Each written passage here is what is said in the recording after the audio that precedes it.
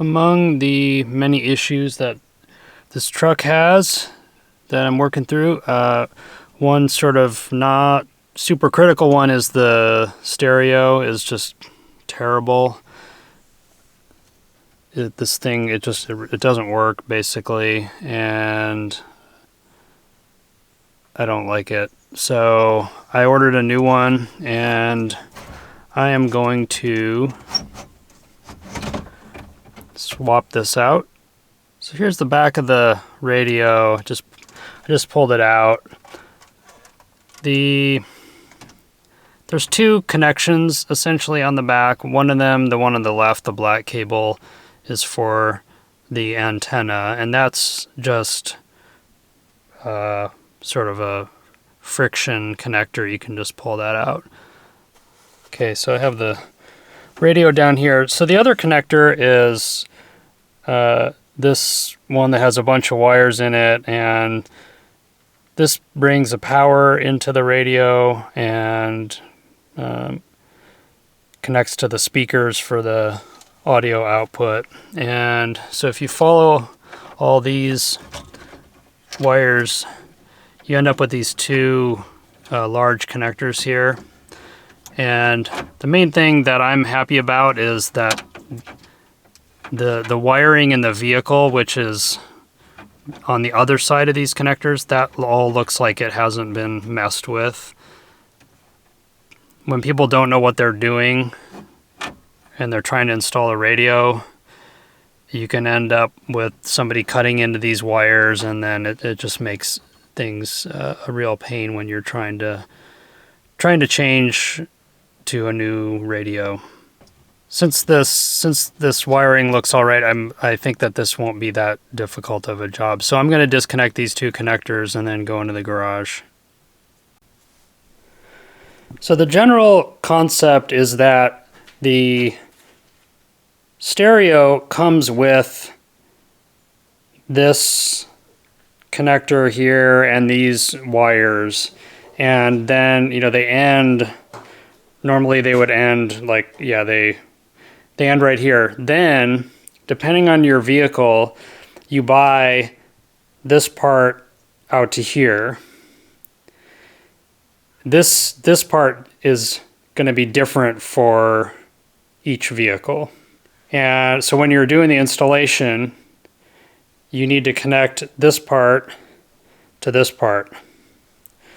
And when you buy the stereo, it has all these wires. You might not use all of the wires depending on what the wiring in your vehicle is. So, like this one, they didn't use this wire.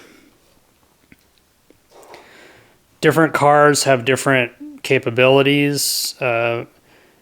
Some you might have a wire that tells the stereo whether your lights are on or not, and then it will adjust the brightness of the display. And so if you had an older car, it's probably not going to have that capability.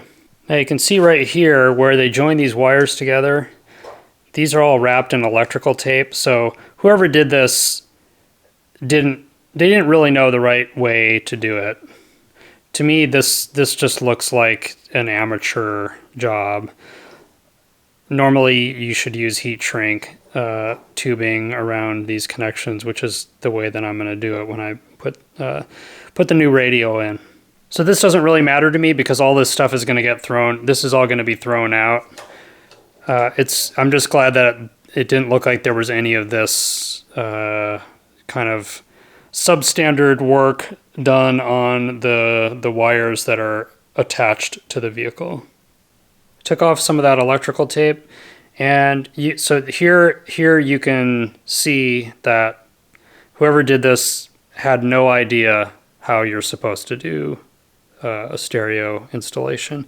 They just twisted these wires together. These wires are not even soldered. So this is just embarrassing, really, that somebody would do it this way. Here's the new radio. I wanted something that didn't look super cheesy and like it was from Battlestar Galactica or something like that. This was like the most plain radio that I could find that didn't have a CD player because I'm not listening to CDs. I don't even really probably need Bluetooth, and this has Bluetooth in it, but mostly I'm going to be listening to the radio. So I liked the design of this because, like, somewhat, I mean, it's still, this silver trim on here, I think looks cheesy, and the whole thing is just really plastic, like cheap plastic feeling, but these buttons across here, which I'm assuming are for the radio presets, like that just seems kind of normal to me. And then forward and back, which I'm hoping you can use for tuning, are on the left side, so that's closer to the driver. A lot of the stereos I looked at had those controls over on this side, which to me makes no sense because I'm going to be the one who's going to be changing the settings on here. So the radio has this sort of sheath thing here that this is what holds it into the vehicle. And then here's the wiring part. So this came with the radio, and this goes into the back of the radio, and then it has these various color wires that are coming out of it. This I bought specifically for this truck.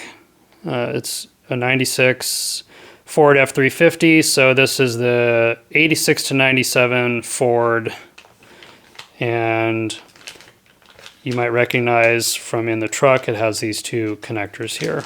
So basically what, the sort of the hardest part of this process is just you have to connect this to this, and you need to get the colors matched up. Okay, and here's how you figure out which wires to connect to which wires. This is the box that the stereo came in, and then this is the bag that these wiring harness things came in. So they both have a code on them that tells you for each color wire what does it do.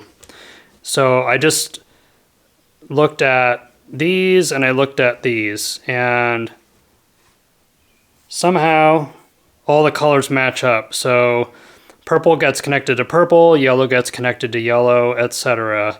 I'm really surprised that they're able to standardize these things, but yeah, I guess it is standardized somewhat. And so basically I can just go through all these and connect the wires to these, and just do it by color. You don't need that many tools to do this. Soldering iron. I have this cordless one that's butane powered. I've had this for a while, and this is awesome. It's great to be able to just to use that anywhere. Some wire strippers to strip the insulation off of these wires, and some heat shrink tubing instead of the electrical tape that whoever used last time. And then, yeah, I have a lighter too for melting this, heating this stuff up. Basically, we strip the ends of the wires, twist them together, solder them. Well, before you do that, you put the heat shrink tubing over the wire and move it away from where you're working. Then when you have it soldered together, you put the heat shrink, pull it over where the connection is, and then you heat it up and it shrinks around it and insulates it. Finished this part of the harness with this connector. These two wires are not used, so I'm going to put some heat shrink over the end of those. You can see these are the parts I've done so far, these wires. The heat shrink on there. It looks a lot better, and it doesn't fall off the same way that electrical tape does. So here's how you do this. I've got these wires left to do, and then I need to attach them to this part of the wiring harness. So I like to go in order so that the wires aren't crossing over each other, and I think it just looks a little better. So I've got a purple wire with a black stripe here. So I need to strip the end of this one. The harness ends are stripped already. One frequent problem that people have with this is using the wrong size opening on the stripper.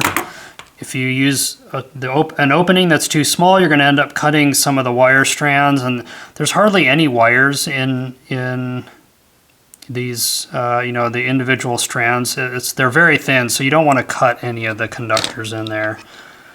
So strip these so that both ends are the same length. And then the next common problem that I have, at least, is forgetting to put the heat shrink on before you solder the wire. So I'm going to get a piece of heat shrink here.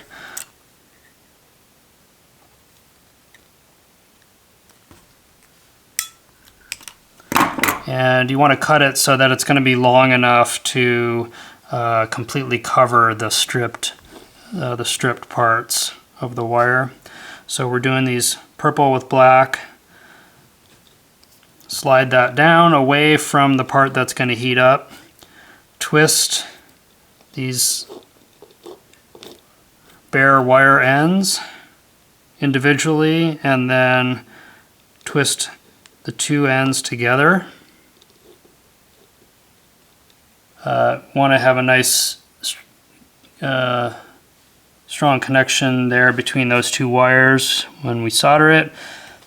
What I wish I had is a little helping hands soldering station thing where there's two alligator clips and you can use that to hold the wires together. I think that would be pretty handy. I don't have one of those. Yep. Okay, get our soldering iron, turn on the gas, ignite it.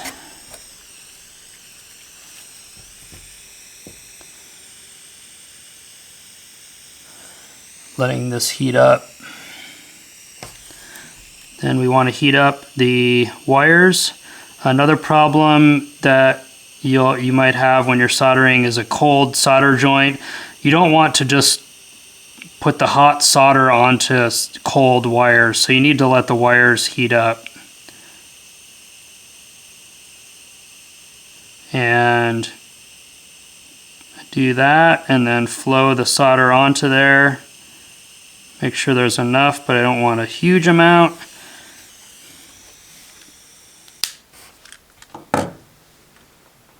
Let that cool.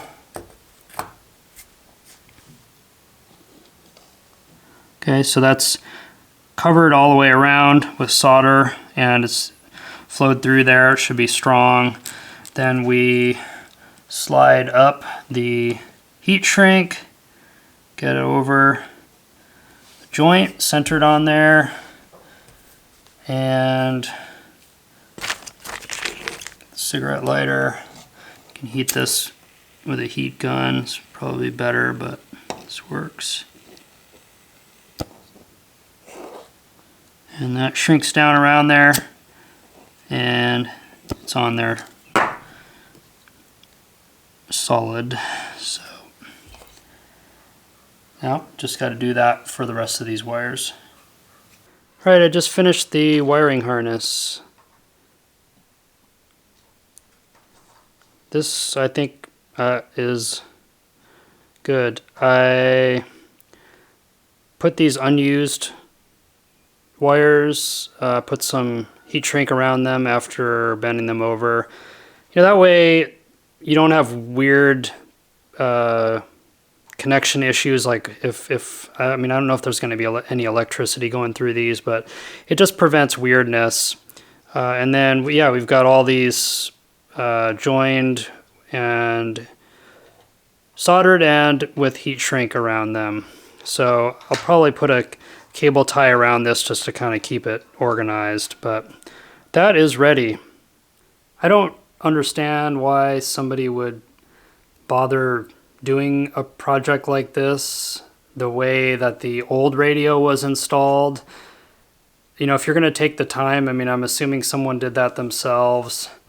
I mean, I guess maybe somebody doesn't have a soldering iron, but I don't know. I just feel like if you're going to do this, you might as well do it the right way.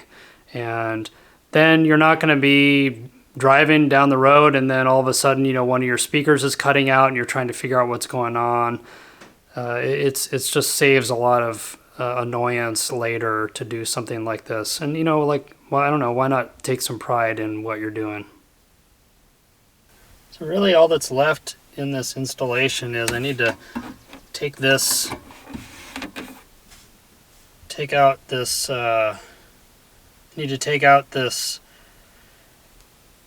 cage sort of thing that's in there from the old radio, and then put in this new one that came with the new stereo. These have little tabs that you bend them up, and it just keeps this thing from sliding out. So I need to unbend the ones that are in there, and then I'll pull that one out. Just use a screwdriver for that. Okay, I got this sleeve installed, and we're almost finished. Just connect up the wiring harness. Hopefully this all fits. If I was smart, I would have checked this earlier. But okay, that's great. Those fit. So antenna, and then one connector for the back of the radio from the wiring harness.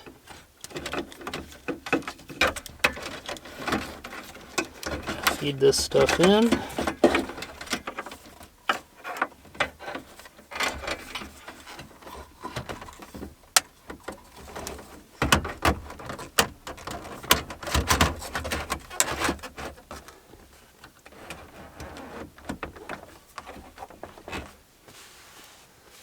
Wow, that looks awesome. Yeah, it fits perfectly in there, and it actually looks pretty good.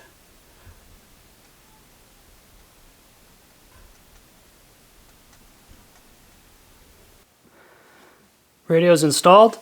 Just waiting for my battery situation to get sorted out. Not sure if they're gonna take a charge or not, but might need to replace the batteries, then I can test the radio, see how it works. So for now I'm finished.